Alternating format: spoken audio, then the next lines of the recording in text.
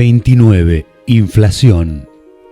Por lo tanto, no se angustien por el mañana, el cual tendrá sus propios afanes. Cada día tiene ya sus propios problemas. Mateo 6:34. Después de mi encuentro con Akenatón, decidí regresar a la Tierra para observar a Denise Richards. Ella se encontraba dando una clase en la Universidad de Miami y el tema era la inflación. Denise se dirigió a una gran audiencia compuesta mayoritariamente por estudiantes y comenzó su clase con una pregunta. ¿Qué es la inflación? El aumento de los precios de todas las cosas, se aventuró a decir un alumno. Eso es correcto, respondió Denise. ¿Y qué más? Nadie contestó. Entonces Denise comenzó a explicar. Desde un punto de vista teórico, la inflación es la pérdida de equilibrio entre la oferta y la demanda de bienes y servicios. En general, este desequilibrio termina reflejado en un aumento sostenido de los precios. ¿Qué significa esto?, preguntó Denise. Nuevamente nadie respondió, por lo que Denise continuó. Significa que esta situación económica genera un aumento permanente de los precios de los bienes y servicios disponibles. ¿Alguien tiene alguna pregunta?, inquirió Denise. ¿Esa es la única causa de la inflación?, preguntó un estudiante. En la mayoría de los casos sí, pero existen muchas otras razones. Por ejemplo, la emisión de los billetes que reemplazaron a las monedas, que en muchas ocasiones se realiza sin el respaldo monetario necesario. Esto ocasiona que los precios suban, dijo Denise. ¿Existen diversos tipos de inflación?, se atrevió a preguntar Camotin y me sentí muy complacido por la atención que demostraba. Podríamos decir que existen muchos tipos de inflación, incluyendo la inflación latente, la reprimida, la lenta, la hiperinflación y la estanflación. Hoy no tendremos el tiempo suficiente para hablar de todos los tipos de inflación. Por lo tanto, me gustaría que trataran de entender los principios básicos de la inflación y la forma en que el gobierno manipula estos números inflacionarios, continuó Denise. ¿Está diciendo que el gobierno manipula abiertamente los números de la inflación?, inquirió un estudiante. No solo lo digo, sino que lo afirmo. Nuestro gobierno y todos los gobiernos del mundo manipulan abiertamente los índices de inflación, manifestó Denise. ¿Por qué lo hacen?, preguntó otro estudiante. Con el fin de manipular los precios reales de las cosas. El gobierno utiliza lo que conoce como IPC, el índice de precios al consumidor, ya que, según esos números, el gobierno debe hacer los pagos de jubilaciones y otros servicios a sus ciudadanos. Solo en este país, más de 50 millones de personas reciben actualmente los beneficios de la seguridad social y, al manipular esos números, el gobierno ahorra mucho dinero a costa de estos jubilados. El mismo índice se utiliza para los seguros de desempleo y para los planes de Medicare y Medicaid. Como pueden ver, cuanto más pueda ahorrar el gobierno en todos estos pagos, menor será el aumento del déficit fiscal, explicó Denise. ¿Podría explicarnos cómo se genera el índice de precios al consumidor?, preguntó Camotin. Los productos y servicios que están incluidos en el IPC se categorizan en 8 grupos o sectores diferentes. Mientras Denise continuaba su disertación, comenzó a escribir en la pizarra. Sectores. 1. Sector vivienda. El primer grupo es el de la vivienda. El valor de este componente dentro del IPC es muy importante ya que representa el 42.1% del total del IPC. Este 42.1% se divide en otras diferentes subcategorías. El lugar de residencia o el lugar donde vivimos, nuestro hogar, sería la primera subcategoría y representa el 32.9% del total del IPC. El siguiente subcomponente dentro de esta categoría asegura el funcionamiento apropiado de nuestra vivienda para que podamos vivir adecuadamente en ella. Estos gastos incluyen necesidades básicas como la electricidad, el gas y otros ítems que representan un total del 4.7% del sector de vivienda. Y finalmente, existe otro subcomponente del sector vivienda que incluye gastos tales como mobiliario, decoración y otros productos. Estos artículos representan un total del 4.5% del porcentaje total del sector de vivienda. 2. Sector de alimentos y bebidas. Este segundo grupo es lo que llamamos índice de precios de alimentos y bebidas y representa el 15.4% del total del IPC. 3. Sector de transportes. El tercer grupo representa el 16.9% del total del IPC. Se categoriza así: transporte privado, que es el 15.8% de esta subcategoría. Dentro de esta subcategoría incluimos un 4.8% por la compra de vehículos nuevos, 3.2% por gasolina y 1.3% por el mantenimiento y la reparación de nuestros vehículos.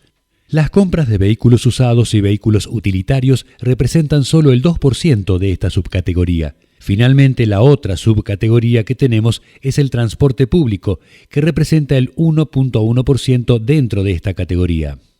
4. Sector salud. El cuarto grupo se compone de los gastos de atención médica y representa el 4% del IPC. 5. Sector arreglos personales y vestimenta. Se compone de las prendas de vestir y otros accesorios y representa el 4% del IPC. 6. Sector entretenimiento y recreación. El sexto grupo incluye todos los gastos relacionados con las actividades de entretenimiento y recreación y representa un 5.9% del IPC. Sector educación y comunicación. Este grupo representa el 5.9% del IPC. Sector de otros bienes y servicios. El octavo grupo representa el 3.8% del total del IPC. Dentro de este sector, el gasto más significativo sería el consumo de tabaco, que representa el 0.8% del valor total de esta categoría. Los estudiantes podían ver en la pizarra todo lo que Denise les explicaba. La información se leía de la siguiente manera. Grupo sector, valor dentro del IPC. 1. Vivienda 42.1%. A. Alojamiento 32.9%, B. Servicios 4.7%, C. Mobiliario y accesorios 4.5%, 2. Alimentos y bebidas 15.4%, 3. Transporte 16.9%, A. Transporte privado 18.51%, A1. Vehículos nuevos 4.8%, A2. Gasolina 3.2%, A3, mantenimiento y reparación 1.3%, A4, vehículos usados y utilitarios 2%, B, transporte público 1.11%, 4, salud 6.1%, 5, vestimenta 4%, 6, entretenimiento y recreación 5.8%, 7, educación y comunicación 5.9%, otros bienes y servicios 3.8%, A, tabaco 0.8%, total 100%. Echen todos un vistazo a esos grupos, instruyó Denise. Vamos a analizar todos y cada uno de ellos. El primer grupo, como pueden ver, es el de mayor valor en el índice de precios al consumidor y es el sector de la vivienda. El gobierno no deja de decirnos, y de hecho insiste, en que el índice de inflación en los últimos 3 años no ha sido mayor del 3%. ¿Alguien entre ustedes cree que lo que dice el gobierno es cierto? En los últimos años, el precio de las viviendas se ha duplicado en los Estados Unidos y en algunos casos se ha triplicado. ¿Cómo se atreven a decirnos que no ha habido inflación en el sector de viviendas? Entonces, ahora les pregunto, ¿quién puede en este país comprar una casa o cualquier otro lugar en donde vivir? ¿Quién puede en este estado? ¿Quién puede hacerlo en cualquier parte del mundo? La respuesta es simple: pocas personas pueden. Las personas deben endeudarse de por vida con hipotecas de 30, 40 o aún hasta 50 años. Las personas creen o les han hecho creer que están comprando algo, pero eso que están comprando nunca llega a ser realmente suyo. El propietario siempre es el banco o el Estado. ¿Qué quiere decir con que el Estado es el dueño?, preguntó un estudiante perplejo. Si recuerdan, en una de nuestras últimas clases hablamos de los impuestos a la propiedad. Si poseen una casa, siempre deberán pagar al Estado lo que sea que ellos quieran que ustedes les paguen. Por otro lado, si no compran esa casa, ¿se imaginan lo que ahorrarían en 30 o 40 años si no tuvieran que pagar impuestos? Sin embargo, si todos decidieran no comprar nada y en su lugar todos decidieran rentar, ¿se imaginan el impacto negativo a mediano o largo plazo en la economía?, continuó Denise. Entonces, ¿por qué los aumentos de precios en el sector vivienda para comprar una casa no se reflejan en el índice de precios al consumidor?, reflexionó Camotín. Esa es una muy buena pregunta, respondió Denise. Aquí está la trampa. Cuando el gobierno de este país calcula el costo de vida y lo incluye en el índice de precios del consumidor final, es cuando utiliza uno de los mayores engaños. El gobierno no incluye el costo de comprar una casa en el índice de precios al consumidor.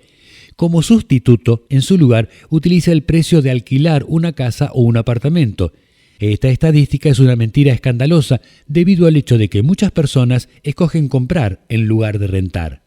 Hoy en día, el 68.5% de las familias en Estados Unidos poseen o creen que poseen sus propias casas.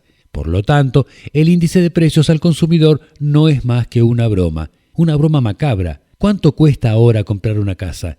¿Y cuánto costaba esa misma casa hace 10 años? Si el índice de precios al consumidor que nos dan fuera un reflejo verdadero del estado de la economía, entonces el 42.1% de los precios deberían haber aumentado al menos 10 o 12% cada año a fin de reflejar verdaderamente la situación actual y los precios actuales. El gobierno no tiene en cuenta los gastos financieros que contraen esas personas. No considera esos números y no los integra al índice de precios al consumidor de compra de viviendas, que es también otro elemento inflacionario dentro del IPC.